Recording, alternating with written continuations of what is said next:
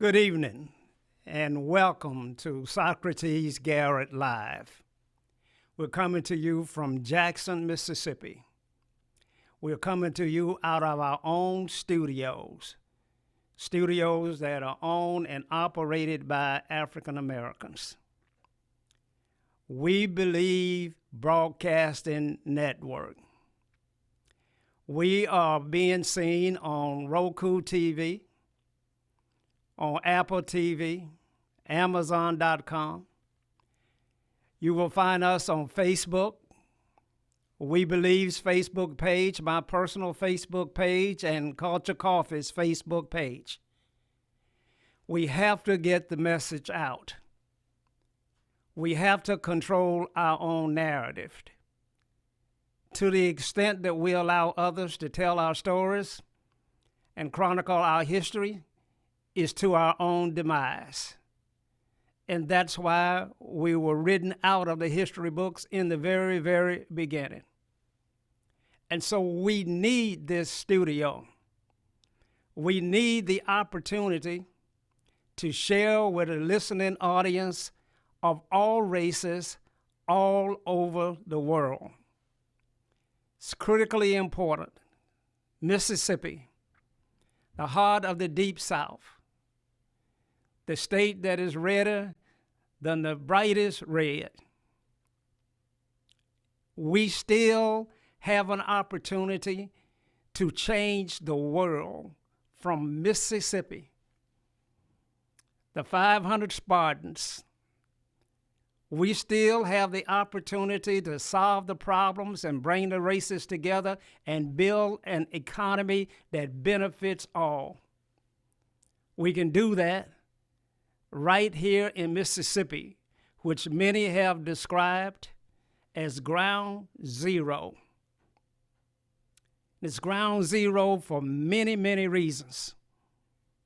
Our history is so tragic, and the number of events that have shaped us and made us be who we are today have still not been able to quench that desire to be a first-class citizen and to be respected and loved by all. So we're going to spend some time and we're going to talk about the things that matter to us as a people. And we're going to try to bring people on this platform that shows the world, and I do mean the world, because just like I said, we're broadcasting on those platforms, we're also being seen and heard all over the world. So it's important that we bring the kind of intelligence, we bring the kind of leadership and the dynamics that we have in our community, that those voices be heard. We cannot allow mainstream media to choose our images for us. We cannot do that. I understand that Snoop Dogg has to do the Corona commercial in Jamaica. I understand that that's important. But it's more important to have Mayor William Truly of Canton, Mississippi, being recognized as the kind of role model that we want our children to see. It's critically more important that they see him, that they understand that in spite of all odds, he has risen to a position of power and influence in this great state. Speaking of Mayor Truly, I'll talk about the Canton elections. We had the opportunity to have the mayor on the show with us Thursday, and we've gotten so many calls, so many comments about the acts of voter suppression. And so many of our fellow citizens, both black and white, expressed themselves as if the problem was insurmountable and that the fault lies at the feet of all of those who declare themselves victims. If you declare yourself the victim, then you created the position you're in yourself. How foolish can we be? Haley Barbour said that you ought to just pull yourself up by your bootstraps. But Martin Luther King said, how can a bootless man pull himself up? How can a bootless man pull himself up? It's impossible. When you are 300-400 years behind in the development of an infrastructure, of an economy, of self-esteem, and of achievement being recognized by your peers, it will take 800 years for you to pull even. It's that kind of a challenge and that difficult.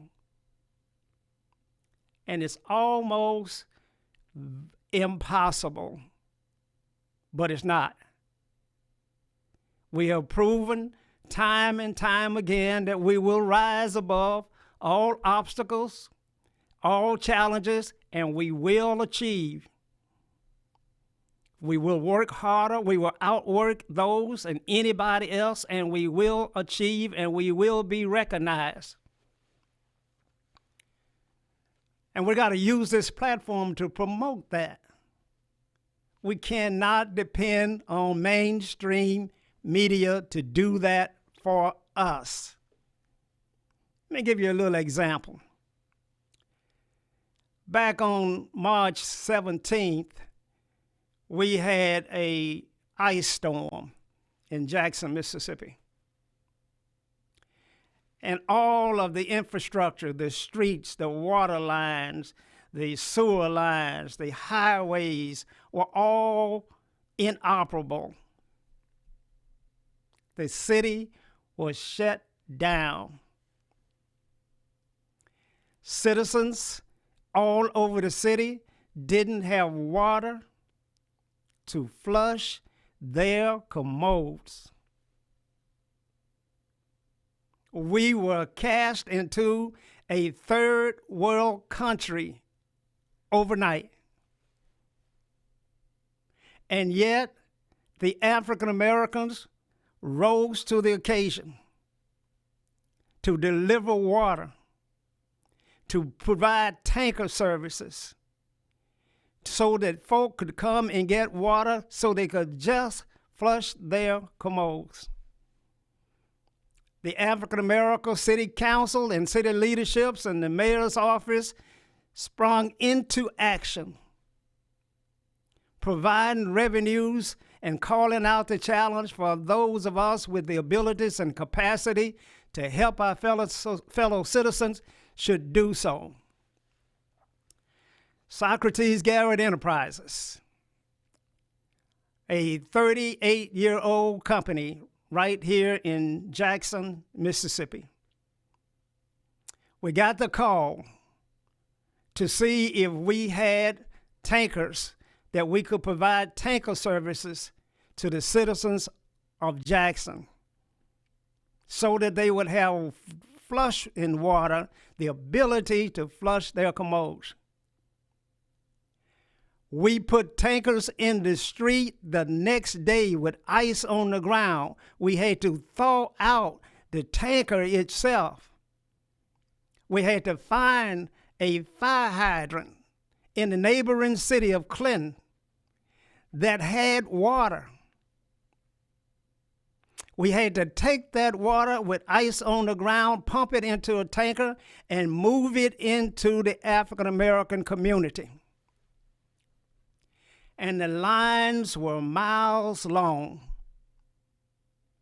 And women and children came to those tankers with 5-gallon pails, 1-gallon pails, quart bottles to get water. It was my privilege to work right beside my crew, load those containers up, and place those containers in those cars for all of those that came.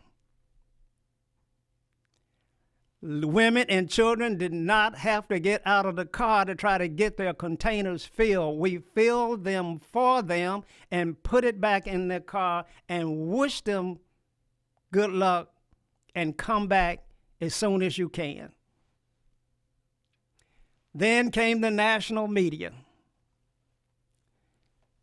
And the national media came and the local, well, let me start with the local media. The local media came and they filmed the process and they talked about the crisis in Jackson, Mississippi.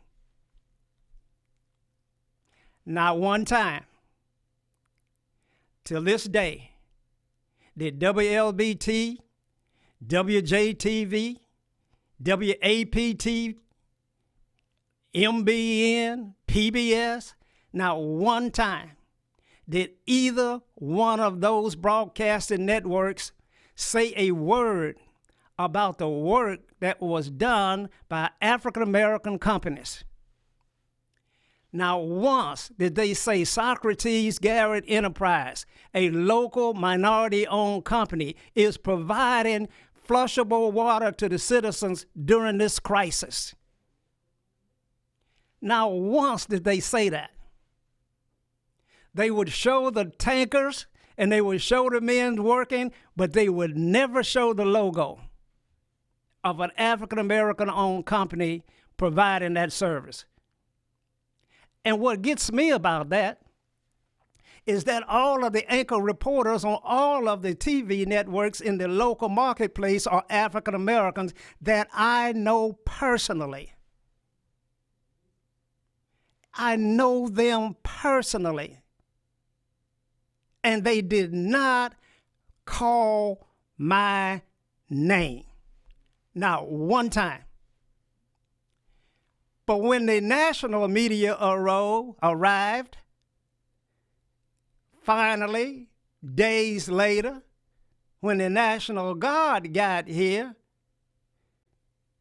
it was all over the TV. Oh, how wonderful it is to have the National Guard here. Let's get them on the TV. Let's show their green camouflage tankers. Let's talk about how wonderful the governor is and how wonderful the National Guard is to come in and save us. African American tankers being provided by African American contractors were not mentioned one time, not until this day. And it's a shame and a disgrace. But let me tell you why. We're not mentioned because the local media does not want to promote anything positive that's going on in our community and certainly does not want to acknowledge any business or any individual that's rising above. Because they have an image that they painted about us that they want to continue to portray. Now, I've been here a long time. So you see, back when the city of Jackson in the Siemens lawsuit was going on and the city sued Siemens, then the African American companies that were involved got sued as well. Do you know that every evening I saw my picture on the 6 and 10 o'clock news? Every evening I saw my picture splashed over the TV screen. Socrates, Garrett. Okay, had done nothing, absolutely nothing wrong in any way. James Coverton, Marcus Wallace. Our pictures were all over the screen. And for what? What reason? What's the motive for that? Media? What is the reason for that? Why is it that you can cover everything and portray all of the negativity that is being presented to you, whether true or false? Because it doesn't matter whether it's true or false if you're blasting the individual's picture on the screen about a negative occurrence. Because everybody will assume we did something wrong. And what that does is that puts another ICE event over the marketplace. So at this point in time, when contractors from other cities, other states, other counties are seeing that on the TV, they don't call your phone number anymore. They assume you did something wrong. And if you did something wrong, they don't want their business associated with someone who's doing something wrong. And the media knows that. And that's why they do it that way. And that's why it is so important for us to tell our own story. So tonight I want to say publicly and give a shout out to Mayor Marcus Wallace for providing water and tanker services to the citizens of Jackson, Mississippi, out of Bolton, Mississippi. I want to say thank you, Mayor, for doing that. I want to say thank you to Robert Love, the contractor that provided a tanker that was parked there on Bailey Avenue every day from 9 in the morning, 9 in the morning to 9 at night, every day. No one ever called your name. No one ever mentioned your company and the service that you were providing, Mr. Love. But let me say on the behalf of the citizens of Jackson, thank you, sir, for being there during that moment of crisis with your tanker. And let me say to Socrates, Garrett Enterprises, that put 2 tankers in the street with ice on the ground, immediately, that no one called your name. But I want to say that the citizens of Jackson, in Martez down there in Ward 6, and Councilman Banks down there in Ward 6, I want to say thank you for recognizing the role that we played. Black folks have always come to black folks' rescue since the beginning of time. We have always saved ourselves. It's what we do.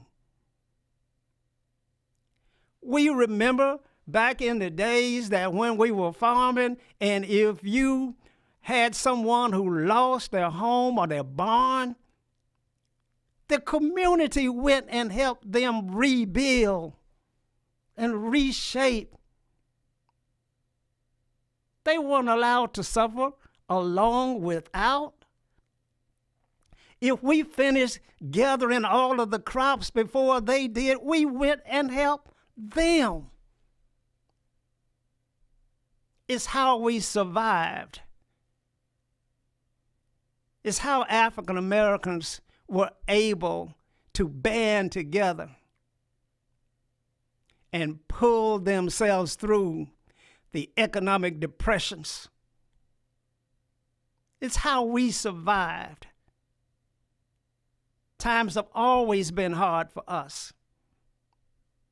I remember my father had to buy a wagon just to get the tires off of a wagon to put on the car because he couldn't get rubber. Hard times is nothing new. But we always recognized each other. We recognized it on Sunday morning in our churches. We recognized it at the 4th of July celebration, at the ball games, at the picnics, at the family reunions. We recognized each other. We knew who the leaders were in our community, and we knew the role that they played. Our community depended upon those leaders. And so now, when we find ourselves in these good jobs that our ancestors gave their lives that we might have, and we're the anchor on the TV station, and it's a crisis going on in the street, we're not free enough to even call an African American company by name. Somebody better hear me. We can't even say Socrates Garrett, an amazing businessman, is here to provide water for our citizens. We can't say that one time. Oh, but you let someone spread a lie or a rumor about something negative about Socrates Garrett or Marcus Wallace or Robert Love. You let someone spread an untruth and watch the media hit it. You watch how the 6 o'clock news is all over it. I'm talking about tearing down our outstanding citizens, tearing down black leadership, those that are working 20 hours a day to achieve and overcome. Those that you can't say all they want is a handout. You can't say it. You let that happen, and you won't get anything from our media. So it's critically important that we believe Broadcasting Network takes its rightful, prominent place in the media. And although we are less than 30 days old, we have reached thousands of viewers all over the world. Folk are ordering Earth Blend coffee from all over the world. Thank you so much for your patronage. It means so much. And although we believe it's only 30 days old, you are going to see a full slate of prominent individuals in our community. We have a show for you on every night during the week. Every night. Dealing with the kinds of individuals and people that need to be heard. Not the kind of folk that you create for us. And we're not going to let you tear down those of us that are trying to make a difference. Just not going to let that happen anymore.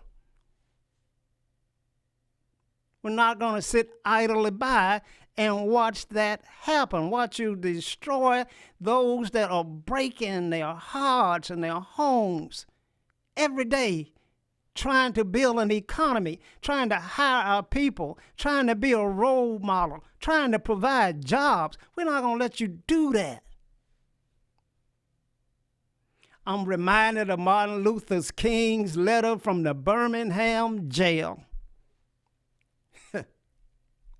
When Martin said it's not the indignity and the atrocity of the things that the oppressor is doing. It's the appalling silence of our black leadership and our clergy.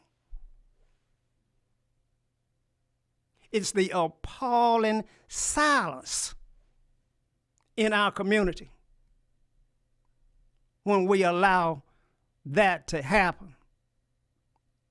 So we're not going to allow it. We're not going to stand idly by and watch that happen. Now, the thing that's difficult, and I know it's difficult for those of you out there that are trying to build a business and try to do all of those things that I just said, provide jobs, build an economy, be a role model, enhance the quality of life. I know it's difficult for you because you fear the oppressor. You know, if you say something just like it was back in the early days when my father was a freedom fighter and a warrior in the street trying to uplift the African American community. The first African American to run for supervisor in Madison County in 1979 ran for the election Commission, along with Flonzie Brown, the two of them, the very first people to do that, and she is related to me as well. Doesn't take a whole lot of folk. It takes committed families, and that's what we always had.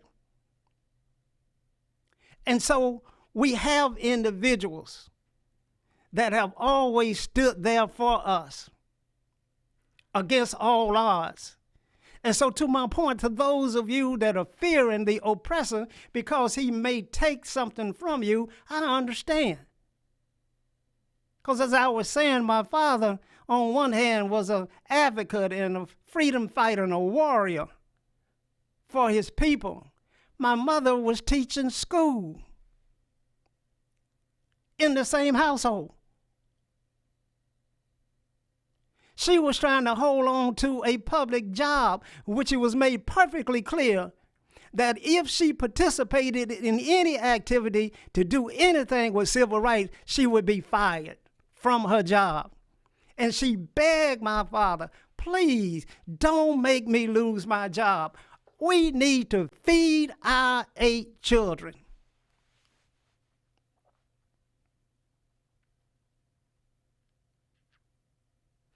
Please, W.E., don't say that. Don't go to that meeting. Don't take that stand. The price is too high. My father said it was not worth living if he didn't stand in the gap for those who could not say or unwilling or too afraid to say for themselves. He had to stand in the gap, whether you lose your job or not.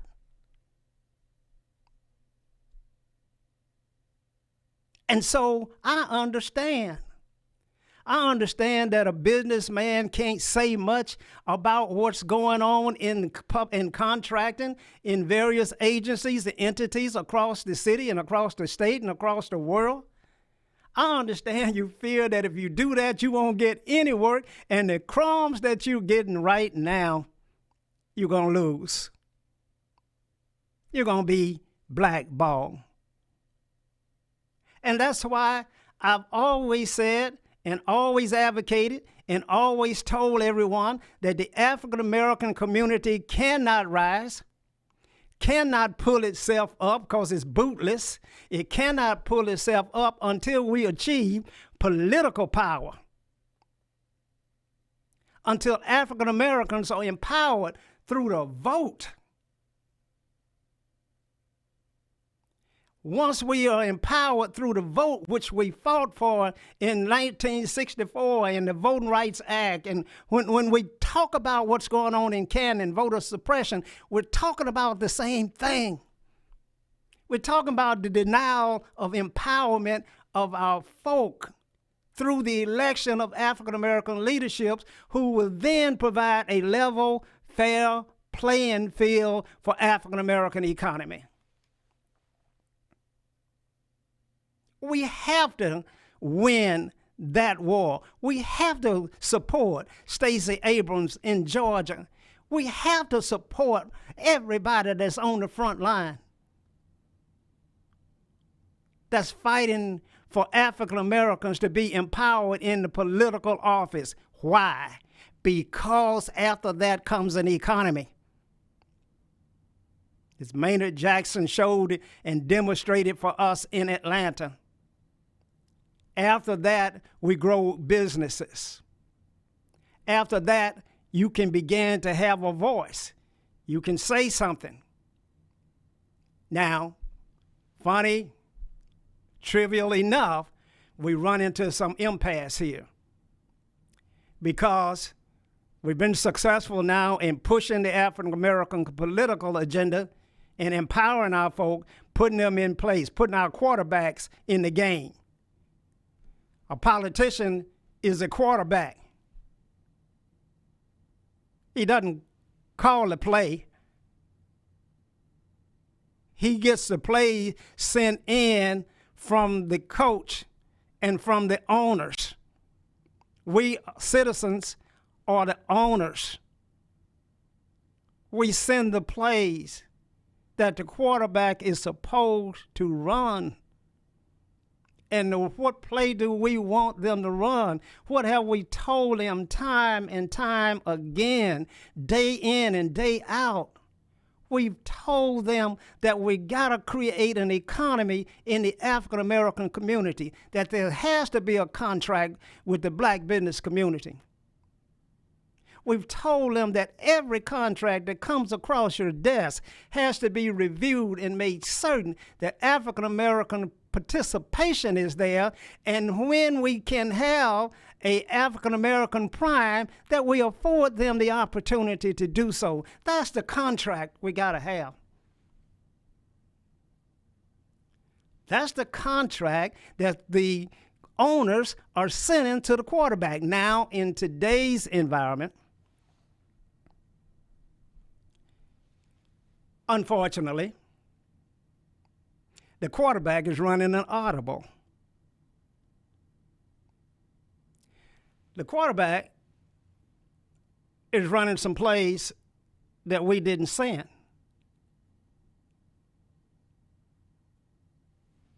The quarterback is refusing to give the ball to the running back for the play we call.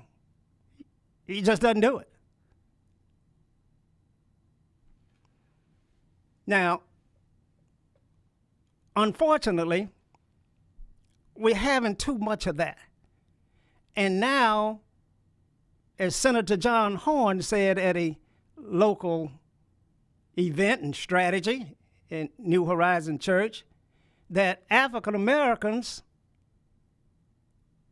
are out white folking the white folk.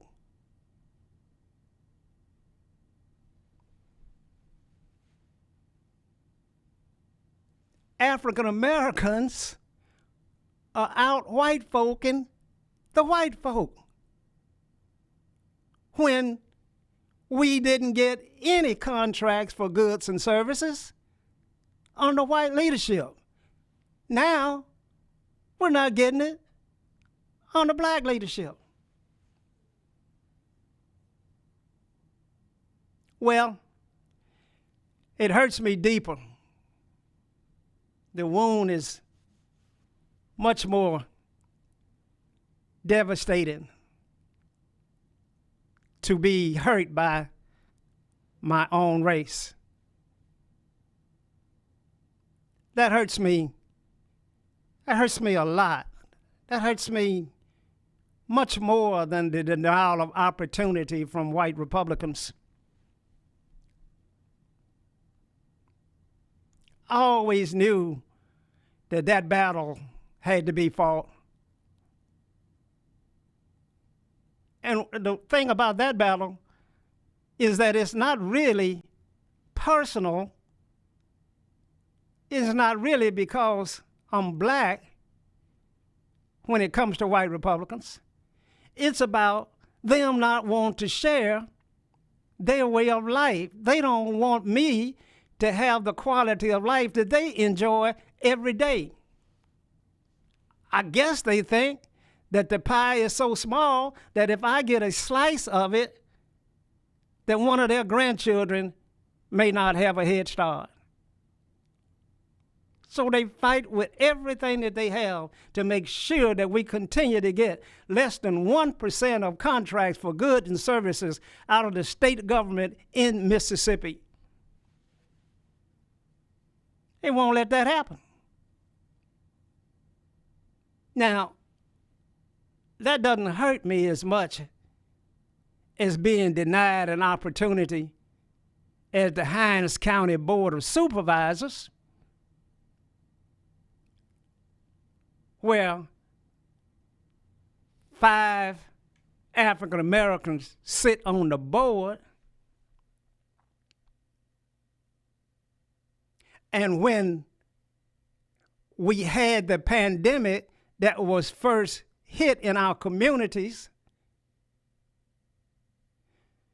Ms. Johnson, the chairman of the Election Commission, sent out a request for qualifications of firms that could provide disinfecting services to the voting places throughout the county. 108 voting places.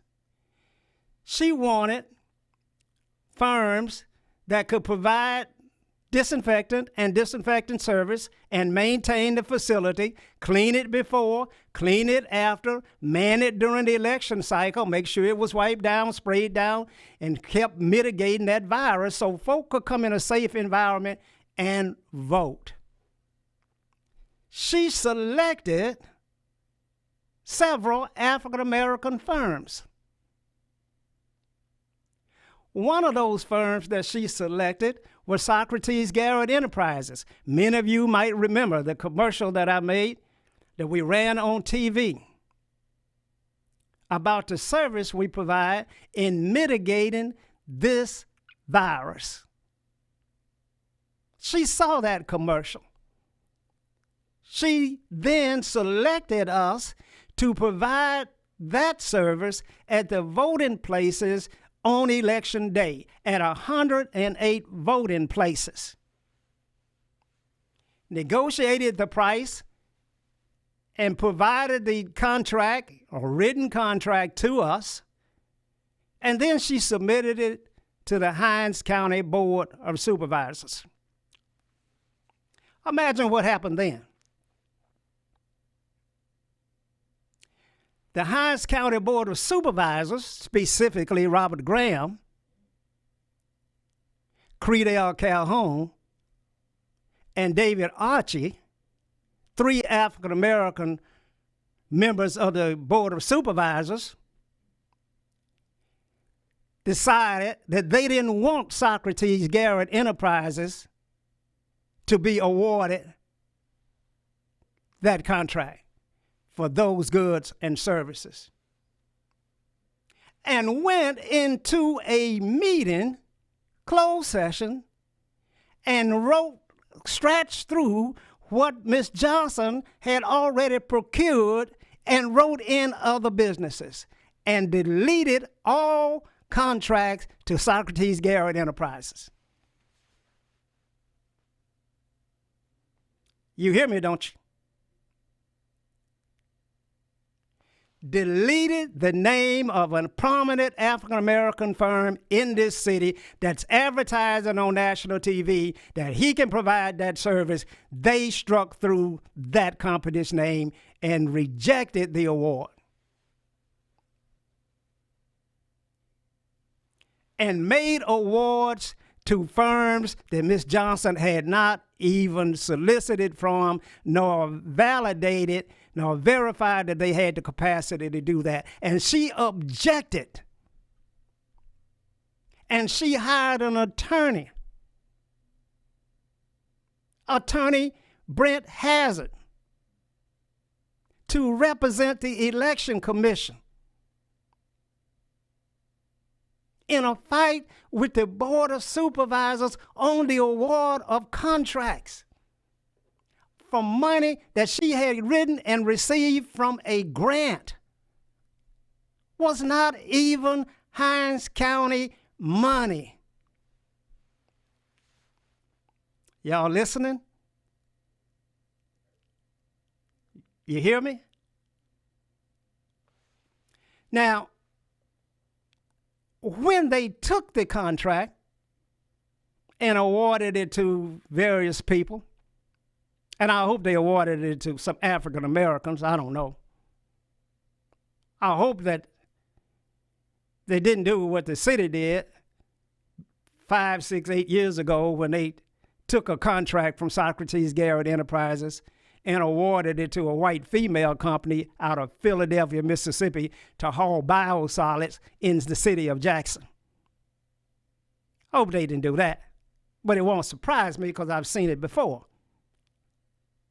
So they took it, and we went into court. Now I have to hire an attorney. I got to sue the Election Commission because I have a contract from them saying they had awarded us the job. Now, why would Graham and Credell and Archie take that contract from Garrett. Why would they do that? We're all African American men. What could cause you to do something like that? How deep can your insufficiency be? How deep can your hatred be for your fellow African American that will cause you to do something like that? I asked myself, so what did I do to them ever in life? And I can't come but to one thing. One thing. I'm unbought and unbossed. I'm like Kenny Stokes says on his commercial, I'm unbought and I'm unbossed. I don't play no games. I support who I want to. I speak up against all things regardless of the consequences. It's what I do. It's what my daddy did, and that's what his father did. That's what I do. Period. I tell all young entrepreneurs to remember one thing when they go into business. Remember this. This is critically important. When you went into business, you had nothing.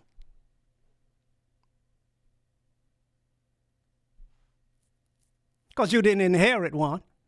So you first generation. And first generation African American owned business start with nothing.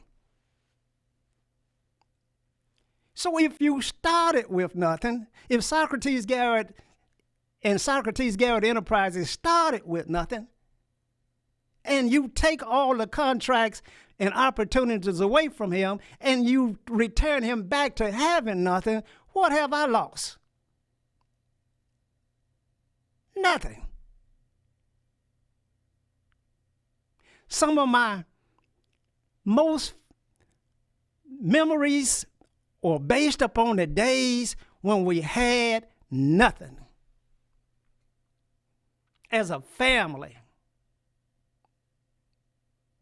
we're not afraid of anything here.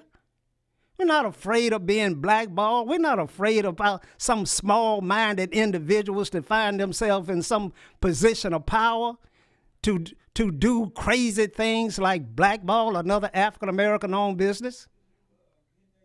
Like saying things like, he can't come down here. I have African-American contractors calling me every day and say, what did you do to the people in the county?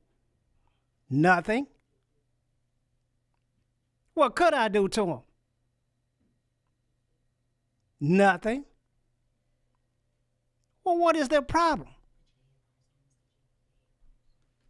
Hold on one second. I got a call. Hello?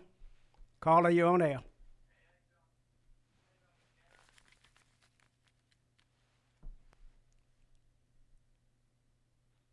You there, Mr. caller? Socrates.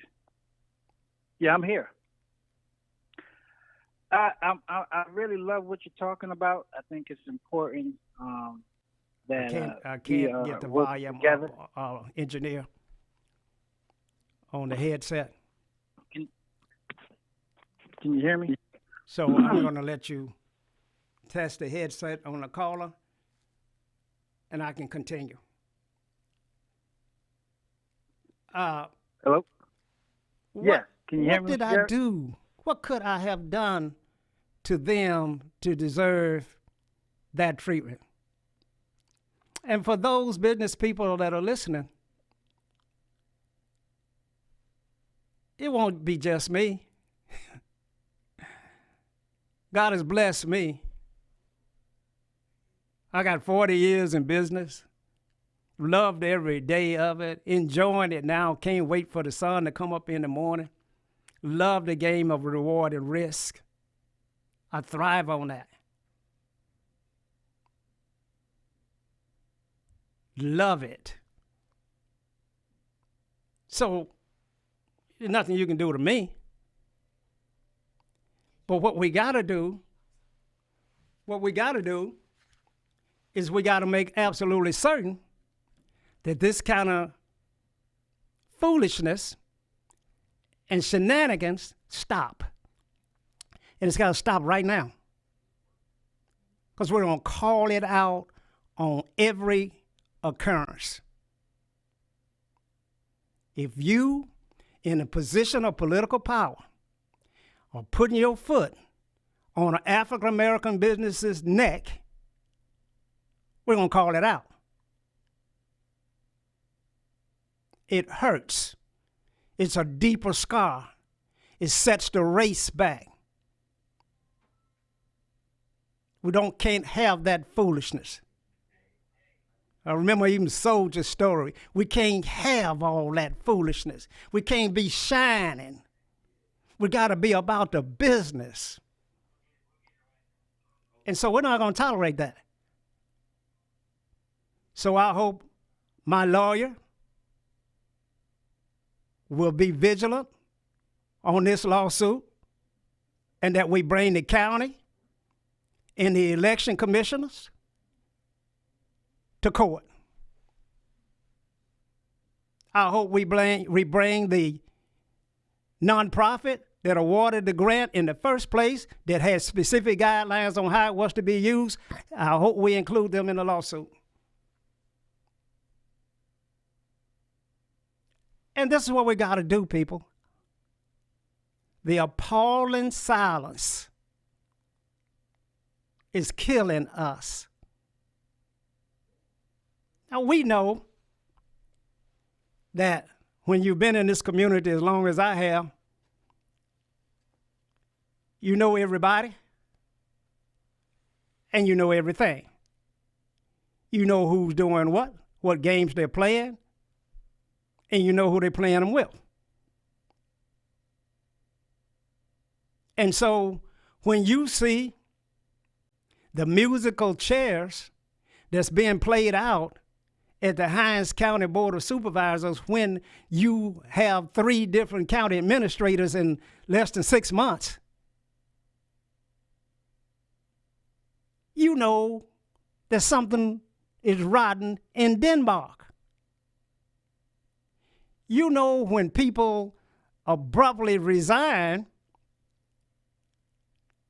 like the young lady, Miss Collins, with an impeccable reputation, having run a major organization, ran for Attorney General of the state of Mississippi, but could not last in the Hinds County Administrator's job more than 90 days, you know something is rotten in Denmark. And she couldn't last there because her integrity and her law license and everything she stood for was being challenged. And rather than speak out, she just quietly resigned and went away. That's the appalling silence part. But we're going to stop that. We're going to stop it in 2 ways. One, we're going to fight it at the polls during the elections. We're going to make sure that the record is properly portrayed and who is being hurt in our community and why. And if you're small-minded and you're dealing in things that hold our community back, we're going to expose that. You see, when you shut down Socrates, Garrett Enterprises, when you shut down the largest and the best company that you have in your community, you shut down every African-American firm that is dependent on us to be subcontractors to us. You shut down the minority electricians. You shut down minority plumbers, minority truckers. You shut down the whole pyramid of things.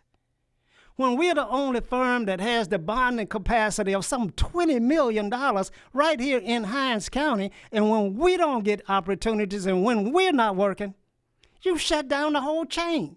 You shut down the supply chain.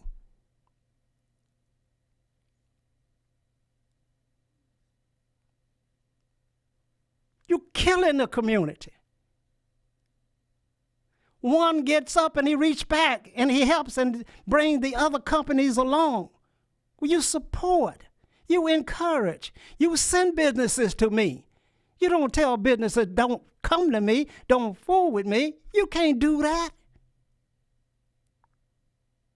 You send them. Say, go over there and be mentored. Do an apprenticeship. Learn your trade. See if he'll do wraparound bonding. See if you can team with him. See if you can joint venture with him. That's what we want to see. We take the company that's got the foundation, the infrastructure in place, and we build around that and bring everybody along. And then you say, oh, we've been watching you now. You haven't done a good job of bringing others along as we want you to see. Specifically, there were 3 companies that had capacity in the areas of your contract that were minority owned that you didn't utilize. Why is that, Mr. Garrett? That's the conversation we ought to be having, just like we ought to be having it with white contractors. Black primes ought not be any different. But when you shut down that chain, the supply chain, you hurt everybody. So now my phone rings, and I love it. My phone rings for small African-American contractors, and they say, how do I price this job? How do I handle the insurance on this job? How do I bid this job? I know I can do the work, but how do I handle the contract administration piece on this job? I said, every person in my organization is here to help you. Come by here, bring the plans. Let my engineers, let my contractors, let my subs work with you to show you how we do that.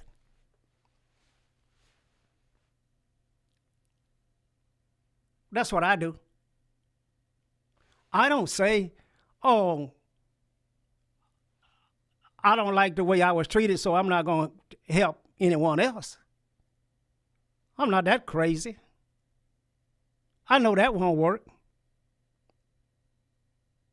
I say, bring it by here. Let's talk about it. Let's go over it. How do you price this job out?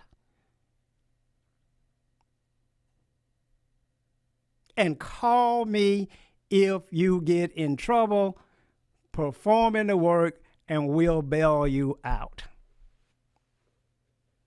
Not let them take the job from you and then bring in some white contractor to finish the job up at some astronomical high price.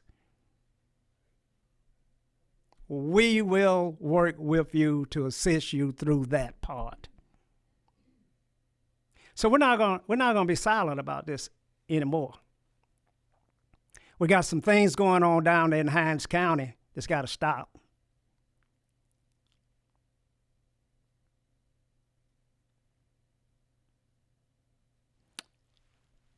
We got some African-American supervisors down there that hate their people.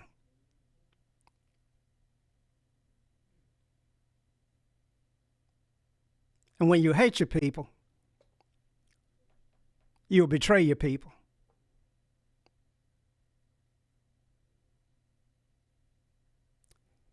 So take a look at it.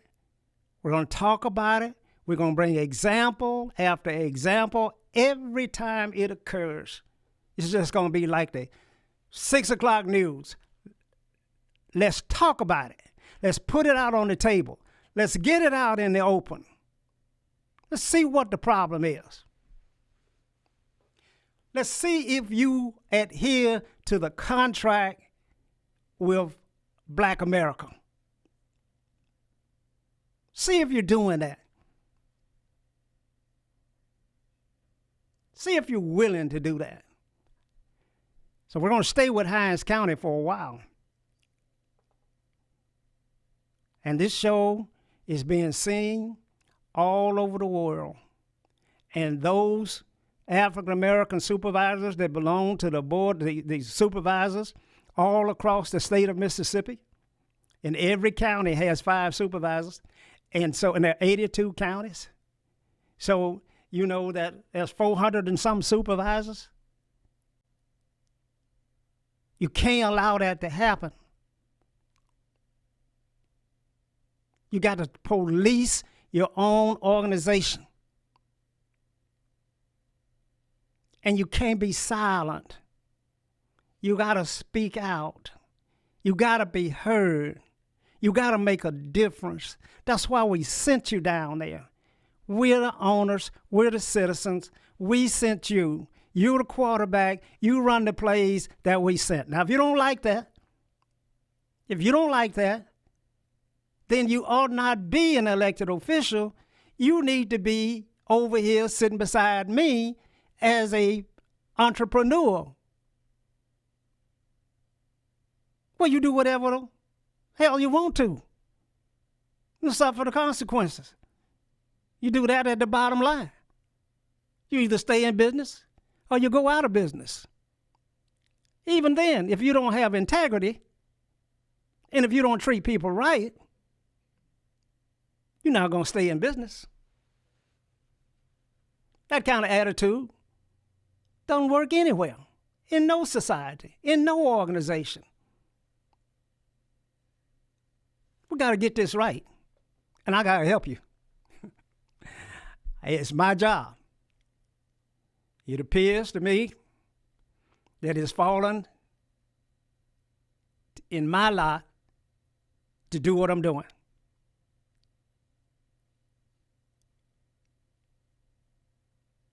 So, contract with Black America. Remember that. We want a contract with Black America. We want to improve the economic conditions of our community, and we accomplish that by voting for individuals that will contract with us, that do believe in what we're saying, that will carry and run the plays that we're calling in the community at the ballot box. And if you can't get the support of the African American business community from this day forward, or from this year forward, or from now on, is a reason. You're going to get a report card. And if you fail to change the economy at every given opportunity that you can for Black folk, you're going to get an F. And if you're going to get an F, then you're not going to get reelected.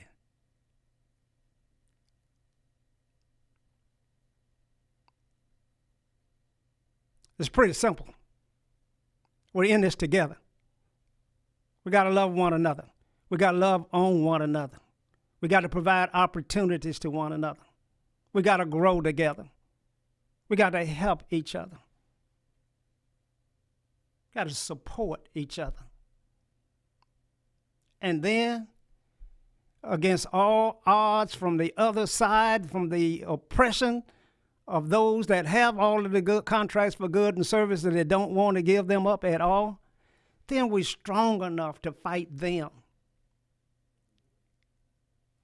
But my Lord,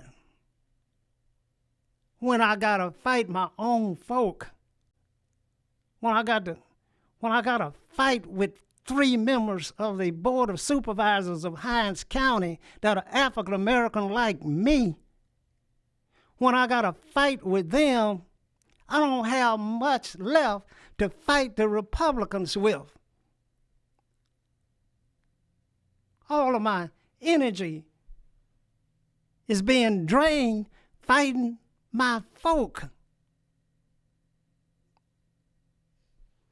And I'll remind you that it's hard to fight everybody at the same time. We all would be speaking German right now today if Germany didn't try to whip everybody at the same time. They're going to whip Russia. They're going to whip America. They're going to whip everybody at the same time. They've been more strategic about it and whipped them one at a time. We'd be speaking German today.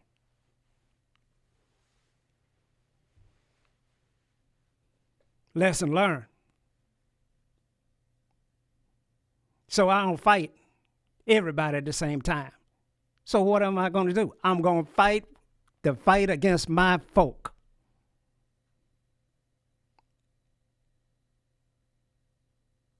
Because the pain, if I can't solve that, then it's almost impossible to win on the other side.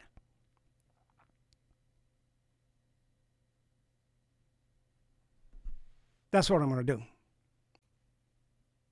And then I'm going to spend the other time mentoring and developing and guiding and encouraging other young African Americans, men and women, to stay steady, stay vigilant, stay strong.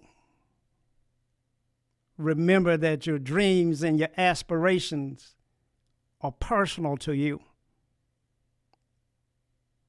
Remember what you're trying to do is a personal thing for you. And that's why you committed so much to it and you're willing to put so much on the line to accomplish it. And that's why you've ended up in broken homes and broken marriages and bankruptcy. Because you put it all on the line every day to try and build something, to create something that will sustain one generation to the next generation. And stop being first generation businesses where we got to learn everything for the first time. Where there is no infrastructure already in place. It's like having a car and there's no roads.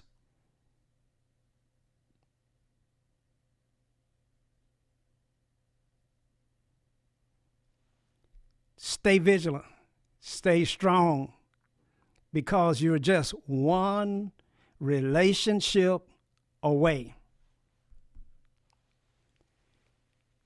You're just one relationship away. Someone listening at this broadcast tonight will hear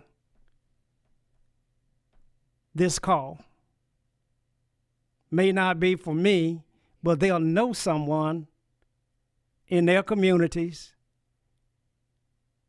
that's trying, that's struggling, that have the capacity, that has done everything right, has gone to school, got great work ethics, got college degrees,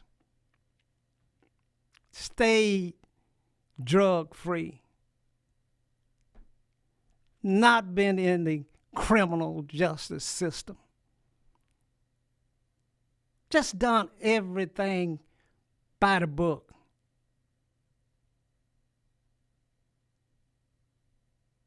And still can't make it in America, the land of opportunity, the land where immigrants are risking their lives every day to get to.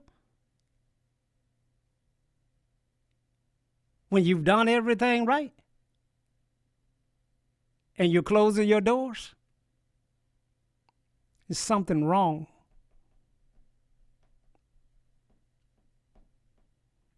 something rotten in Denmark.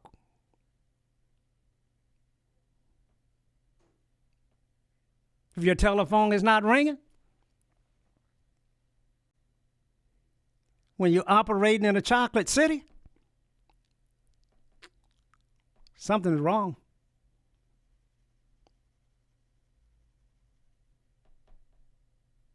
But remember, it's one airplane ticket away. Who you sit next to on the airplane could be the individual. This has happened thousands and thousands of times. You sit down on the plane, you introduce yourself. What do you do? And the conversations begin. Here's my card. Call me. I have something for you.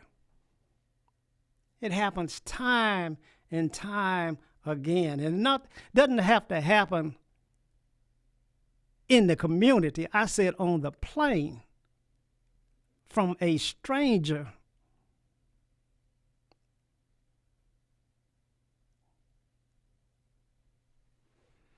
God puts people in your path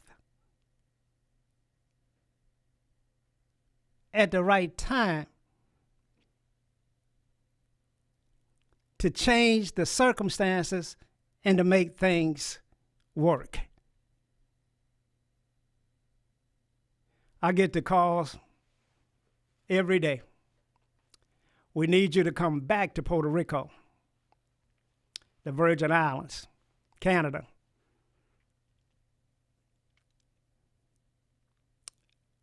I just can't do it. I can't do it because for me to go to Puerto Rico, the Virgin Islands now, means I'm solely chasing the economic opportunity for my business. That I have not focused on advocating and developing and growing businesses in my community, in Mississippi.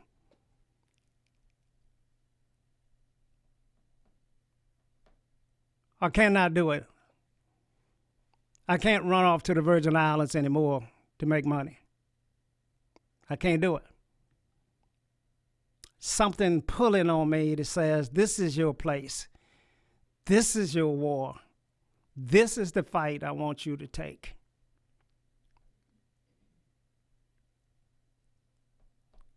And so, this is what I'm going to do. I'm going to advocate. I'm going to teach. I'm going to mentor.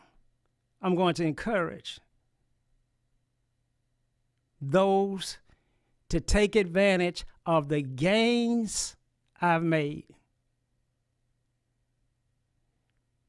I'm going to give to those that are trying. I passed through Lindsay Drive today, and Willie was working on a tractor. It was a Belarus tractor. That's an old Russian model tractor, for those of you who don't know, and I didn't know either. But I have one, and he was working on an older model, and he was trying to make it run. And I stopped, and I said, how's that coming for you? He says, well, it's an old diesel engine, and I haven't started it in 45 years, but I'm going to start it up because I want to build a garden. I want to plow up a garden for the children in this community. Now, Lindsay Drive, off of Officer Thomas Ketchum's Drive, is in the hood. I mean, that is in the hood.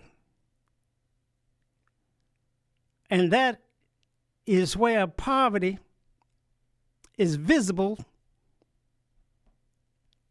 And that is where I found a black man trying to work on a tractor so he could develop a garden for vegetables for these children. I said to him, I said, you know, I have a later model Polaris tractor on my yard. I'm not doing anything with it. I spent some money on it to get it back in good working condition. But I don't do gardening. I do road work. So small tractor like that doesn't work in my business, but I have it, like I have a lot of other things. I said to him, I said, you know, if you're trying to do that to help these children, if you'll come by my office, by my yard, and look at that tractor, and if you want that tractor, I'll give it to you. I didn't say I would sell it to him. I said, I will give it to you. Then I had to try to make him practice social distance. Now he wants to show his gratitude. But don't thank me. It's what I ought to do.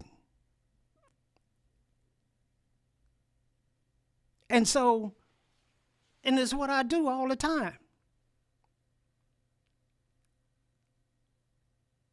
Sometimes in the community where there's obvious need, and sometimes in the affluent community where they just need some help. And so when the Callaway basketball team needed to go on the coast on a trip, they didn't have the funds for a coach to go first class.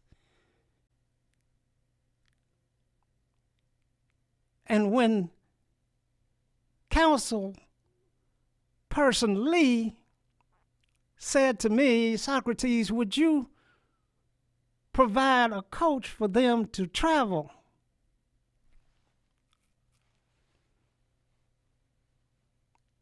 I said, yes, I will do that. You see, that's what others have done for me. That's what this thing is all about.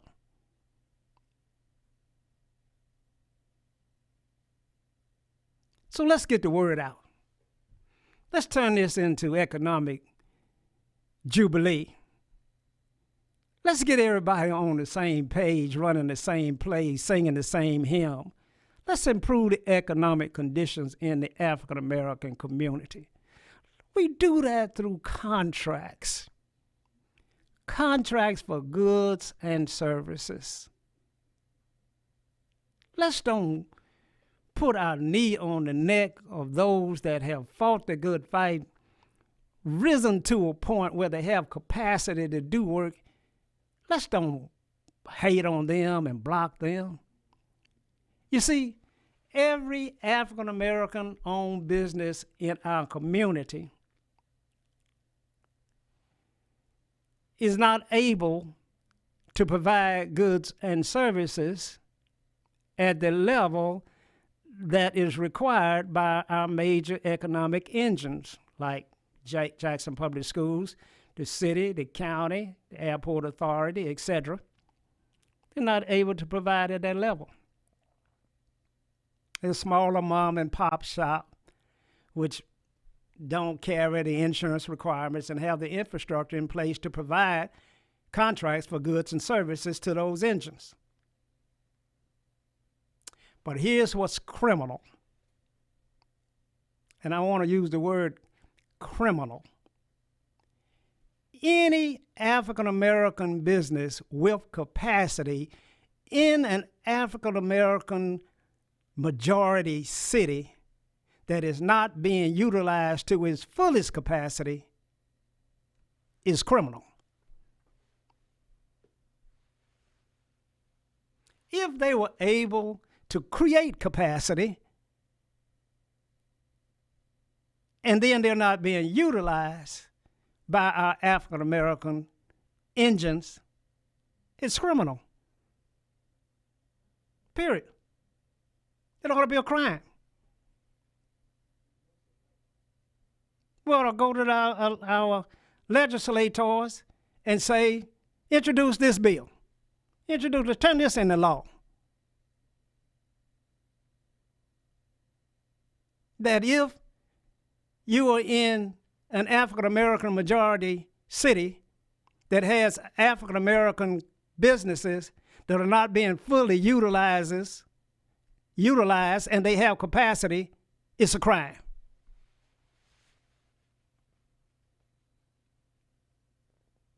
Punishable by 10 years in jail, $100.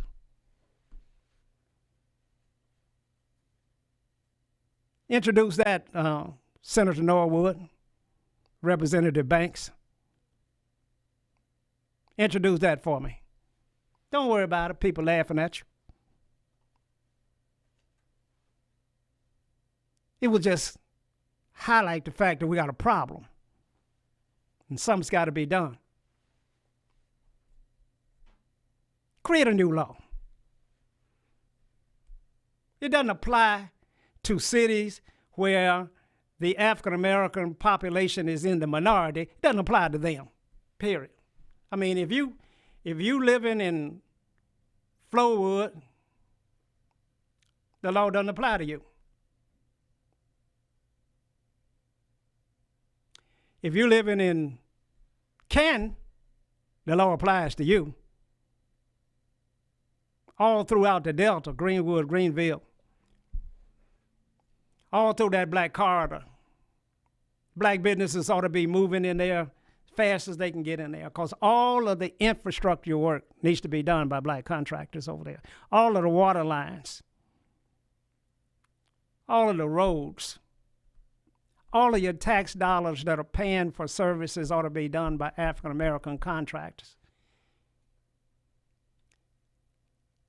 To our elected officials, go to the governor and ask them to declare a state of emergency in the black community that allows you to not have to follow the procurement laws for another 5 years. Ask for it. Treat the African American community the same way you treat Israel.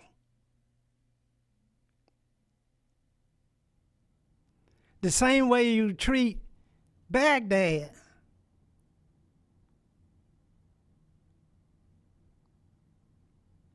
Put the resources in the African American community and watch it grow and flourish. Watch crime go down. Watch health standards rise. Watch education schools come up. It's the economy that's choking us.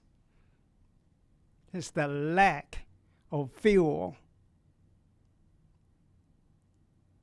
It's because we're bootless.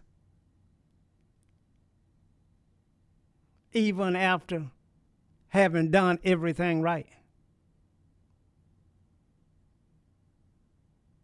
It used to be said that in America, if you get a good education and you work hard, you can rise up in society. And we believe that. The land of opportunity. It's not true anymore. And maybe it has never been true in the African American community. Maybe I'm mistaken. Maybe that slogan only applied to non-African Americans. I don't know. I remember the song "See the USA" in a Chevrolet, America's inviting you to come.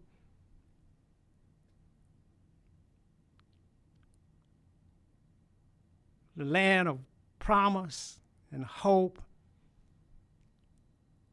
and opportunity.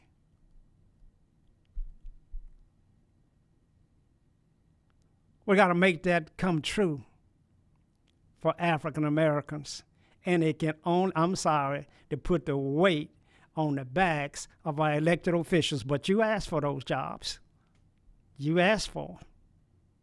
Many of you begged for them. So now you got to deliver. The weight of the economic empowerment struggle lies squarely on your shoulders.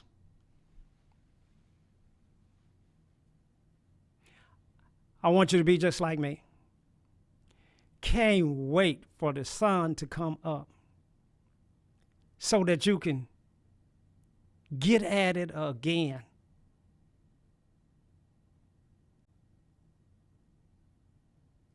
So that you can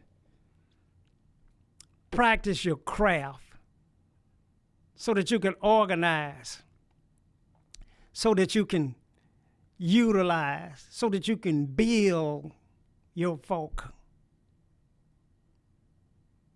We have some 65 employees here at Socrates Garrett Enterprises. And when you got 65 African American employees, you got 65 families. You got 200 plus children that are dependent on you every day. Every day you got to do the right thing. You got to be completely right about how you handle the finances, how you deal with the money. Make absolute certain that you're able to make payroll. That means you can't go to the boat. You don't go on vacation when you got 250 people that depending upon you to be there Friday.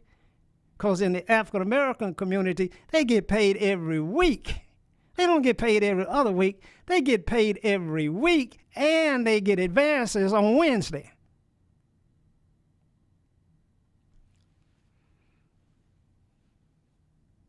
You got to do the right thing. You got to put them first. Someone asked me, so when the last time you've been on vacation? I can't recall. I don't know if I ever been on vacation.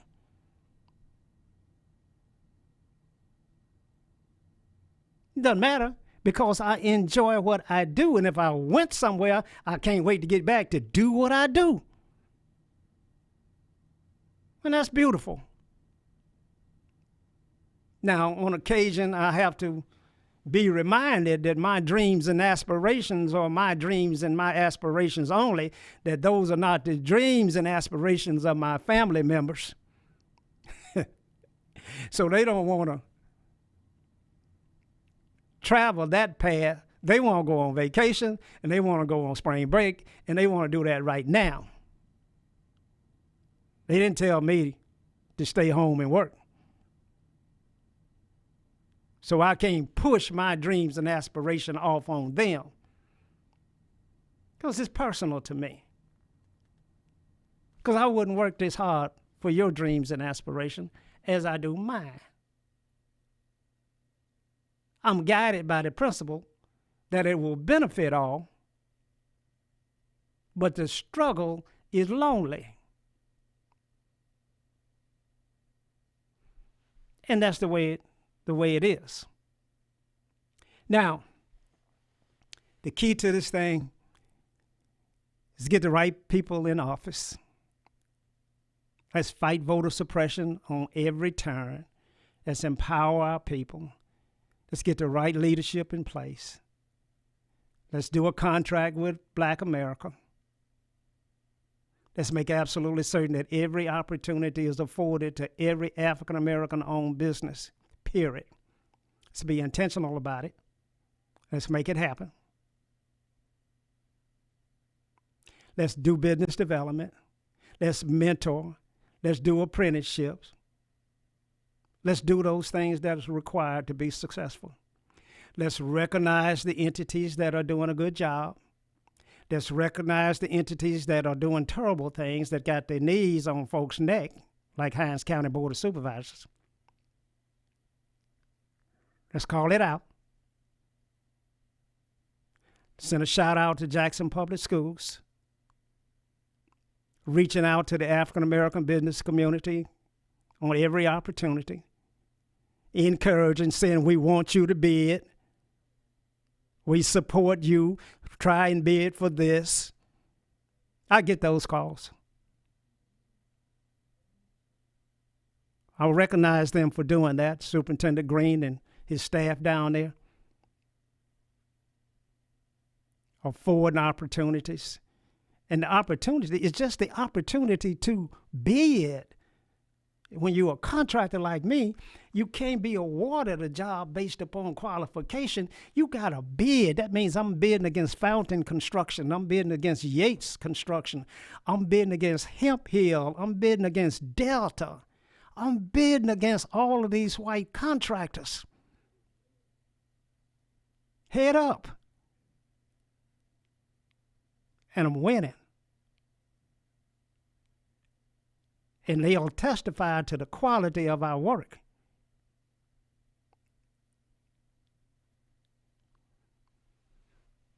Sometimes we get in a little trouble, and sometimes our leadership don't quite understand that I have a responsibility to put a minority subcontractor in place every once in a while that maybe they're not quite ready to be there. And then I have to fix that. But the solution is not for me to stop putting them there. The solution is for me to coach and get them where they need to be. And it would be wonderful if our colleges and universities understood that.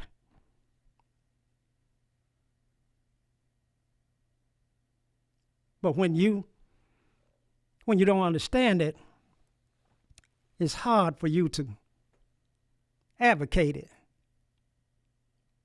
When you're a college president, but you've never run a business, and your parents didn't run a business that you worked in, and you never made a payroll out of your personal or savings account, it's hard for you to understand. But you are college president.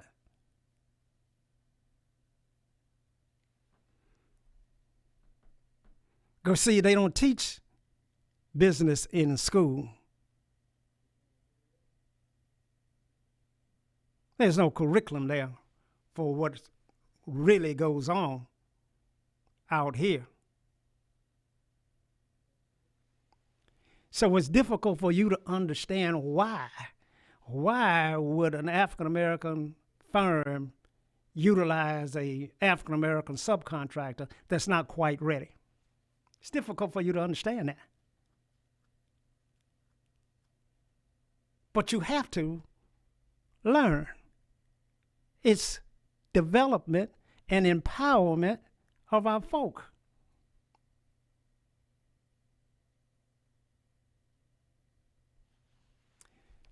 And it won't cost more. It'll cost a lot less. When we think of the cost of incarceration, we think of what we pay to keep a person locked up in prison. The amount of money that we spend is probably the third largest budget in the whole state of Mississippi, the prison system. Right behind education and transportation is incarceration. Think if business development in the African American community was third. We would need the jails. We could eliminate this cycle of poverty from child to father to grandchild. Well, my daddy was in prison when I was a teenager. So I had no role model. So I turned to crime and landed in the same place with my father. We wouldn't need that. Until our leaders start to understand how this works and how every action generates a opposite reaction, and start to craft policies and procedures for contracts for goods and services, we can't empower nor improve our communities. Now, I'm going to close. I enjoyed bringing this message, and I'm going to take some time. I'm going to take some time on future shows, and I'm going to talk a little bit about Socrates Garrett Enterprises, where it came from, how it got there, the hurdles and the pitfalls that we encountered, how do we overcome them, how do we deal with bonding and the lack of bonding, and how you deal with bidding and contract pricing and contract administration. We're going to talk about that. We're going to talk about how you operate a business with no banking relationship, how you get that business financed through supplier chains, how you understand that one bid is low for cash flow and the next bid is for profit. In the African American community, it's not that way in the majority community, but here you got to find a way to generate cash flow. Cash is king. In the African American community, cash is king. And so we got to generate cash flow from a different source other than a banking relationship, which we do not have. We're going to talk about how we do that. We're going to talk about how you hire people. We're going to talk about the pitfalls of hiring relatives, the danger of nepotism, cronyism. We're going to talk about all those things, how detrimental they can be to an enterprise and how necessary they are to get started, and when does the shift occur. We're going to talk about how you fire your sister and your brother. We're going to talk about how limited your pool is of employees because you only hire African Americans because that's the only people you know. We're going to talk about how you got to expand the pool. We're going to talk about management by objectives. We're going to talk about budgets. We're going to talk about how you job cost things, how you allocate all the expenses on a job to a specific line item in the budget. We're going to talk about how you read the financial statement and a balance sheet. And we're going to talk about the pitfalls of taxes. We're going to talk about how you got a silent partner out here in business that takes home more money than you do. He's called Uncle Sam in taxation. We're going to talk about that. And we're going to talk about how is it that President Trump didn't pay taxes and a small African-American business is paying 35, 40%. We're going to talk about that. I look forward to this show later on this week, this coming Thursday. This show, as always, is brought to you by Earth Blend Coffee. Go to earthblendcoffee.co. They're sponsoring this show. Order the coffee online. It's the finest coffee money can buy. Until we meet again, this is Socrates Garrett Live, signing off.